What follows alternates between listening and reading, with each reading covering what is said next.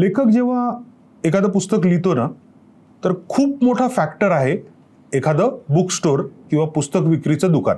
तर या क्षेत्रामध्ये दोघं जण जे काम करतायत त्यांच्या पुस्तकाच्या दुकानाचं नाव आहे पुस्तक पेठ नाशिक. पुस्तक पेठ नाशिक असं पुस्तकांचं मंदिर आहे, मी दुकान म्हणणार नाही, ज्याला कुठे रॅकला नावच नाही आहेत. आपण जे म्हणतो की मुलं मोबाईलमध्येच आहे, बट आय थिंक जर प्रॉपर चॅनल असेल आणि इफ इट इज अवेलेबल, मुलांचा कल आहे तिथे. आणि रिस्पॉन्स कसा आहे नाशिककरांचा? फर्स्ट डे गल्ला वॉज 25,000.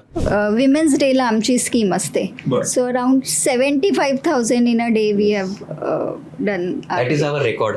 कुठल्या कुठल्या लँग्वेजमध्ये अवेलेबल आहेत आपल्याकडे? आपल्याकडे प्रायमरीली तर मराठी, सेकंड नंबरवर इंग्लिश आणि थर्डवरती हिंदी. नाशिकमध्ये 2 बेस आहेत, आर्मी बेस, की जेव्हा ते ब्रिगेडरना आम्ही भेटायला गेलो होतो first time, I saw cadets किंवा त्यांचे जे माणसं, कुठे स्वामी लिहिलंय, कुठे तिवारी लिहिलंय, कुठे प्रसाद लिहिलंय. तर मी म्हटलं, सर ऐसे आप क्यों करते हो की सिर्फ 2 ही भाषा में मंगाते हो? म्हणे व्हॉट डू यू मीन? म्हटलं आय मीन सर की we can supply you in so many languages, 10 regional आणि 1 इंग्लिश. म्हणे करो, वी हॅव द फंड्स. होऊ घातलेल्या फिमेल एंटरप्रिनर्स आहेत, आत्ता कॉलेजमध्ये शिकतायत. तर अशा मुलींना, अशा फिमेल्सला तुमचं वर्ड ऑफ ॲडवाईस काय असेल? वर्ड ऑफ ॲडवाईस हेच असेल की गो विथ युअर पॅशन.